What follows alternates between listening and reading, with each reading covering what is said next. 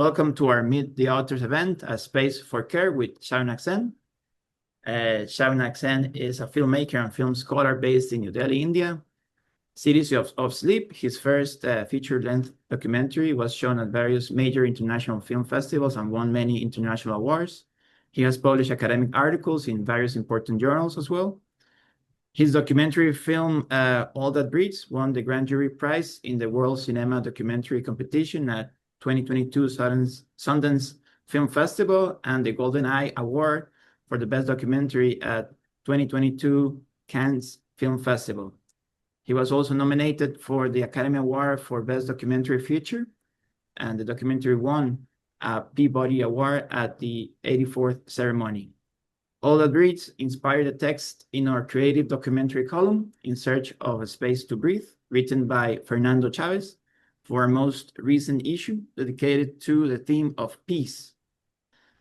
So welcome, Shaunak, again. I want to start, one of the themes that All That Breathes clearly brings forward is the theme of care. The way you tell the story invites the viewer into what Donna Haraway called staying with the trouble.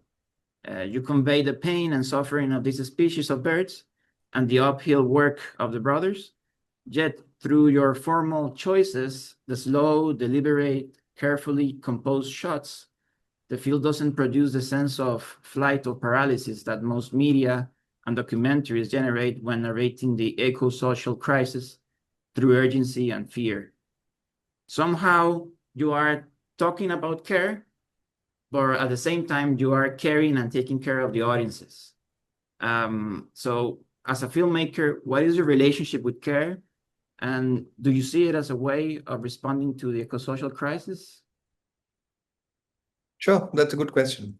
So I have to say that Donna Haraway and several other philosophers and writers who kind of fall within the ages of what's sometimes described as the more than human philosophy, which treats the human not as the absolute reference point or center, but tries to conceive of the world through entanglements and neighborliness and human, non-human ensembles. And it's a kind of a bid to understand the world through these kinds of imbrications and entanglements. In my case, I got interested in this so I have to say that I don't come from a background of either animal activism or philosophically, it wasn't the case that I was very interested in animal studies. The truth is that initially I was kind of nudged by the context that I live in, which is New Delhi. And as I'm sure you know, it's an extreme ecosystem for the longest time has been described as the world's most polluted air and so on. And the scale of it is staggering. I mean, close to 30 million people staying in a city where routinely the air is way above the hazardous zone. And every time you look up, what's very interesting is the aesthetics of toxicity, because it's almost like your life is laminated by this giant grayness, where every time you look up at the sky, it's this vast monochromatic expanse where the sun is a tiny diffused blot. And every time you look up, you see these tiny black, lazy dots gliding in the sky, which are the black kites, the birds in the film. So initially, I kind of got interested in this abstract triangulation between air, birds, and humans. And the slow realization that we are all a community of air. So, in a way, we all also have equal stock in the troubles of the air. And I started getting interested in the notion of what happens when a bird falls off a gray polluted sky. Once I encountered the brothers, it's the sheer blunt force of how remarkable a thing they're doing really hits you up front. In that these are two brothers working from a tiny grungy basement, and they work with metal cutting machines. And every now and then, these magisterial birds kind of pop out from the middle of the machines, and These two brothers, without any economic incentive, have saved over 25,000 black kites in the last 15 years. It's staggering. So there's a kind of a radicality of care. And like any good question, there are no straight answers to why they do what they do. Even though it feels like they have the front row seats to the apocalypse, birds are literally falling off the sky and coming to that tiny basement. And yet there's a kind of quiet manicness with which they carry on. And it felt like a very interesting philosophical disposition to climate change or the Anthropocene, in that, so much of our discourses around climate change either kind of have a gloom and doom, especially like films that deal with climate change, have a large deal of, holding the audience by the collar and instructing them to feel bad. Or there's a kind of a euphoric bid towards betterment. And the brothers embody a totally different thing. They have a kind of a wry resilience. They're like three Don Quixotes who traffic in micro miracles, right? Each kite that kind of flies off from the terrace is um, a bird that shouldn't have lived. So their care, their labor for care is concrete, it is unsentimental, it is wry, and it has a sense of put your head down and be dutiful, which I think is a very interesting kind of the spiritual pyrotechnics of that kind of a position felt very interesting to me. And what and how that kind of care work radiates outwards, and its relationship to cinema was what was of interest to me. So that's sort of, sorry for the long answer, but that kind of initially became the first prompt for me in terms of starting on a kind of exploration of care. Thank you. Thank you, Alessandra. No, I was just wondering if there's any of that that permeates your cinematographic decisions, is there any of these like philosophy of care that that had an impact on your choices regarding how the film would look and feel? Yeah, absolutely. Cinematic care works on different levels. One is the textual level where you're literally showing or depicting care work. That's the obvious kind of semantic level. There are other ways in which, there's a kind of caring energy with which you visualize the world, or in a way, I think today, any kind of the spiritual dynamics of care work is about the relationship between the foreground and the background. In that, in the Anthropocene, what we're dealing with is that the background refuses to be the background, right? Everything that we thought was the static wallpaper of our lives has suddenly started becoming like a angry dynamic thing. We thought, in Amitav Ghosh's words, we thought we were having a conversation with each other because we had forgotten that the telephone was always tapped. Somebody was always listening in, right? And the one of the primary kind of interests in the film is to open up or expand this idea of the background. And how do we conceive of the background within an urban space? We think usually of nature as something that takes place in, forests or jungles or oceans or here inside the body, right? Whereas we know now that the urban is a major driver of animal behavior changes or evolutionary changes. For instance, we know that birds in a city sing at a higher pitch than the same bird species in the rural context do. Lizards or insects work in totally different behavioral patterns, even phenotypical changes, for instance.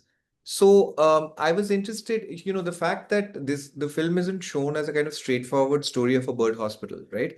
Every now and then we go away into these long kind of tableau-like shots, which are single shots and are usually slow, languorous pans or tilts or focus shifts, or which usually kind of juxtaposes an animal with a city background. So you have a shot of a tiny turtle slowly kind of moving through trash, whereas the traffic and the background is just kind of zipping past. So that for me was meant to be a kind of a formal device to articulate simultaneity, by which I mean temporal simultaneity and this kind of, because when you talk to the brothers, you realize that their work is not just about the birds. It's a broader kind of a softness towards life itself. The fact that their mother there's a mention in the film of this, would often say that you cannot hierarchize between all that breeds, which is where the title comes from, which has become the kind of ideological scaffolding of their life.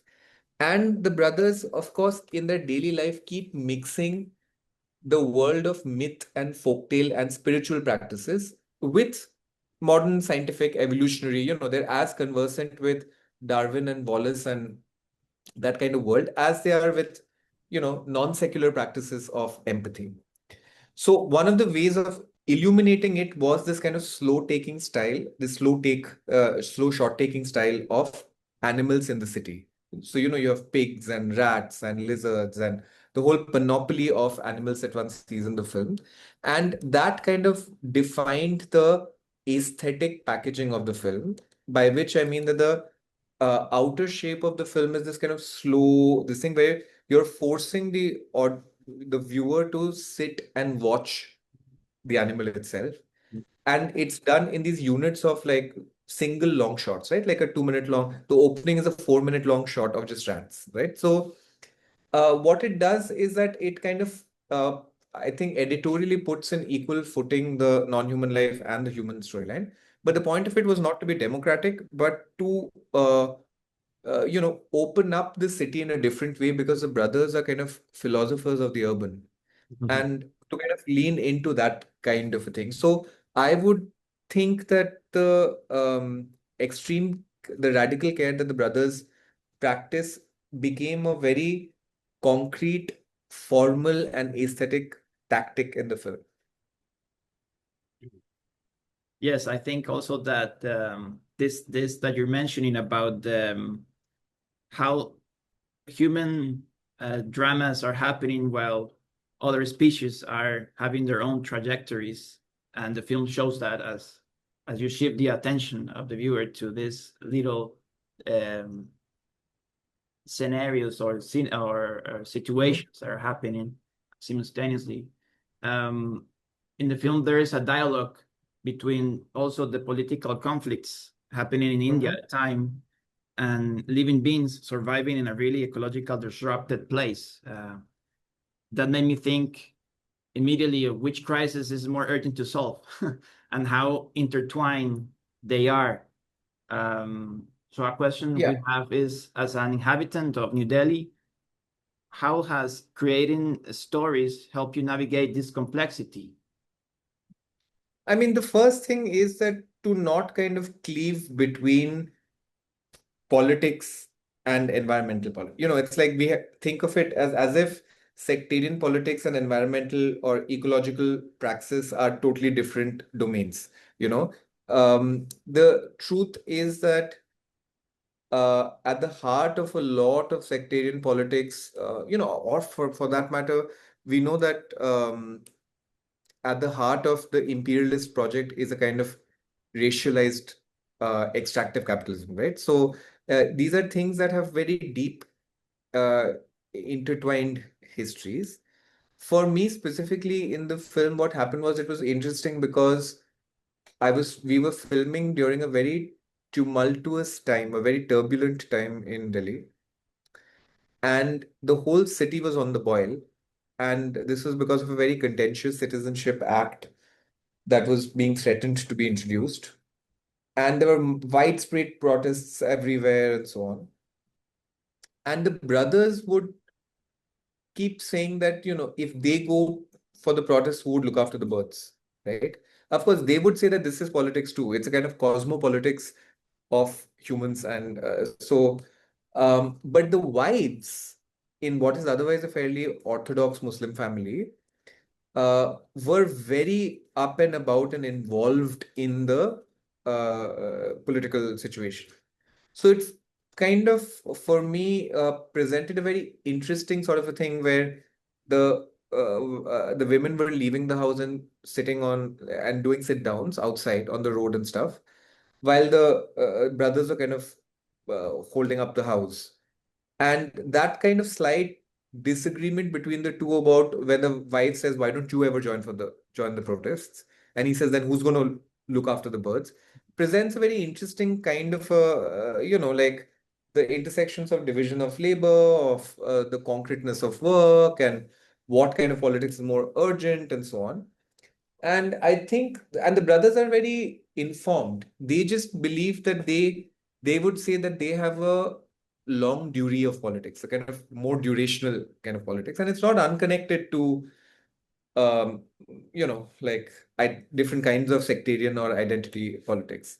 For me, of course, the two of them are very, very connected, and of course, care extended to one minority often becomes care extended to the non-human minority as well. Okay. There's another element there that when I first saw the film, I thought it was very interesting about like the weaponizing of disgust. Like there is this monologue or this dialogue at the end of the film, where one of the characters is saying that this is something new in the discourse, that Mhm. it wasn't like that. And I feel that there's a parallel there to how we feel about urban animals as well, which is ironic because I was once speaking to a biologist, and she was saying like, but well, actually cities have made the perfect environment for the animals that we suddenly find disgusting, right? But we have created like the perfect environment for them, like to thrive. But anyway, going back to my point is like, I find that there's this very interesting commentary on the way that disgust is politicized and weaponized as a form of discrimination. Yeah. So, disgust, well, more than disgust, I think the more dangerous version of disgust is hygiene. And hygiene has long been an essential part of the political toolkit of hatred. And the comment there is about, there was always bigotry and xenophobia, but when it kind of leans into discourses around hygiene, then there is a further level of dehumanizing that occurs that opens the gate for true violence because it moves from the domain of hate for another human to being about a negative emotion towards a non-human entity. That's what the project is, I think, geared towards. And what it does then, it moves from the logic of violence to the logic of cleaning, which, as we know from world history, is the language of eugenics, is the language of, extremely dangerous political projects. So I think that kind of voiceover bit was gesturing towards that kind of a history of things. That's of course true of animals. Remember that animal metaphors have long been used for dehumanized publics, right? The use of words like vermin or termite or disgusting roach, those kinds of things where certain animal words become carriers for a very dangerous eugenical project. And we have to be careful about the metaphorical labor that one enrolls animal descriptions onto, because it often kind of, many animal uh, based metaphors are super racialized, and super, so and one of the things I was interested in is to not use non-human life as metaphor, but to see the lived, felt, fleshy, embodied existence of it, as a thing that exists, lives as an entity, and not as this stands for something else. because at a deeper level, the representational shift often opens the pathway for fairly ominous and dangerous kind of things. Yeah. Hygiene also has this like load, I think like scientific load that makes that more like in that sense people don't doubt about it somehow. Like they just you know. Yeah, because it has a moral virtue and a kind of righteousness attached to it, right? So hygiene discourses are quite scary. Okay. I want to say the next question is about what we have discussed a little bit, but in a different approach. Shelters like the one run by Nadeem and Saud, caring and sustaining beings that, from the logic of progress, are considered expendable, could be read as a way of subverting the order of urban life, tending to common birds that will eventually return to the same air that made them sick is a ritual of resistance. On the surface, it changes nothing, yet within the ritual lies a recognition of a harm in a shared air. And in healing these birds, there is an attempt to restore a relationship, human and nature, and to transform conflict in search of a common peace. So we wonder, is this peaceful way of transforming conflict something you thought about while making documentary, or is it related to this description of the brothers that you mentioned as philosophers of the urban? Yeah. So, look, at one level, the work of repair and healing and giving rest is the work of deep compassion and empathy.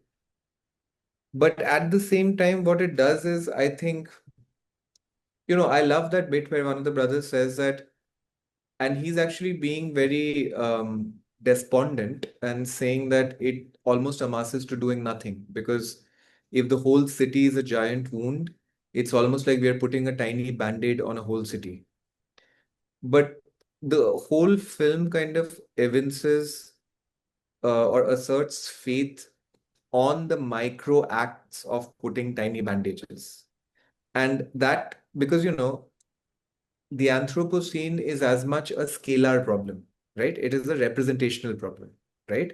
Because one of the ways of illustrating climate change is to show those archetypal figures of one polar bear on a tiny iceberg, and the biggest problem has been that geological change happens durationally so slowly that unless and until it becomes an event, it's impossible to kind of conceive of it, right? Which is why this is the era of the great derangement, right? Which is that we know this is happening, we know that this is happening in this kind of scale, but because it is possible for us to go about our everyday life without actually concerning ourselves with it, because these things are happening somewhere far away in precarious lands in the global south. And, a lot of the West can kind of carry on as if not much is happening. Or what happens is that the problem feels so unprecedentedly or inconceivably big that you feel like beyond the point, if the entire Arctic ice caps are melting, how does my using a paper straw really help? Right? So it's a scalar kind of an issue of like jumping between registers. And I think it's very good to have these kinds of exemplars of um, these kind of micro gestures of persistent work. And 25,000 black kites in 15 years is singular, right? It's incredible.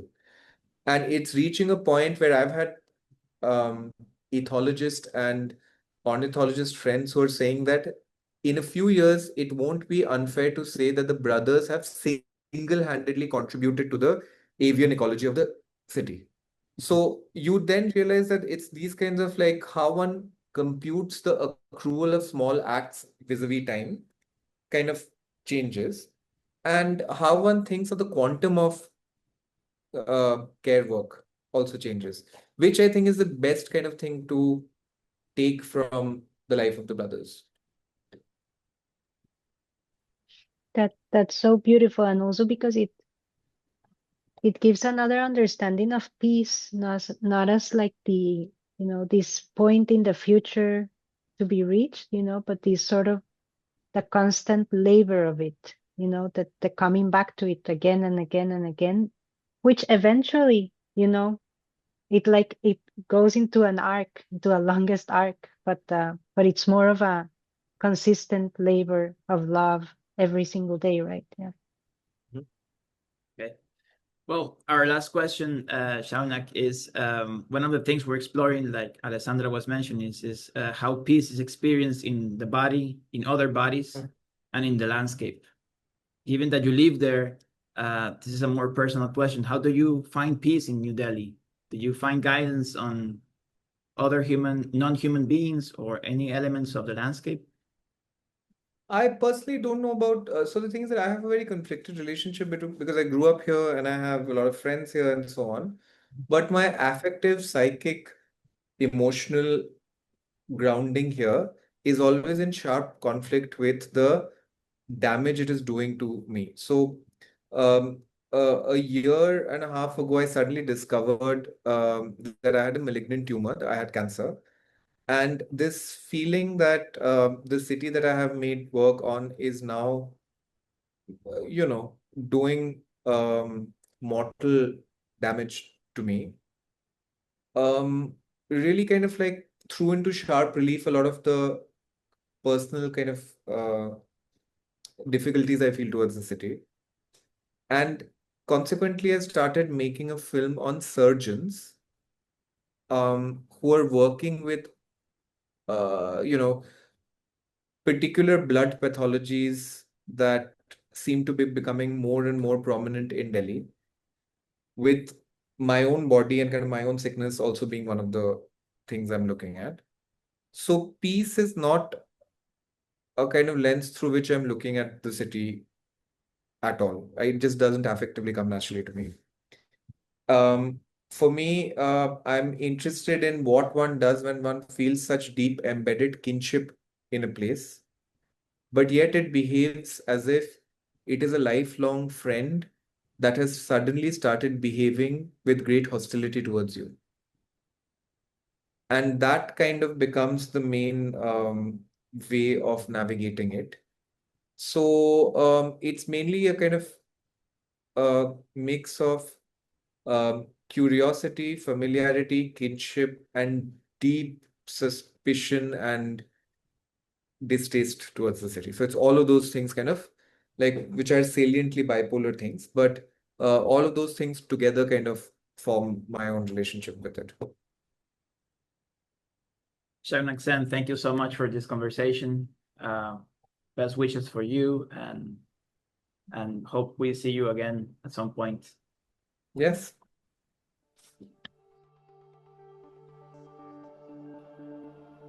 If you want to support our project, you can share this episode, visit our digital magazine wimblu.com, subscribe to our newsletter, or join our Patreon community where you can access exclusive content starting at $3 a month. Your support allows us to create and share content that reimagines a fair and healthy world for all life forms.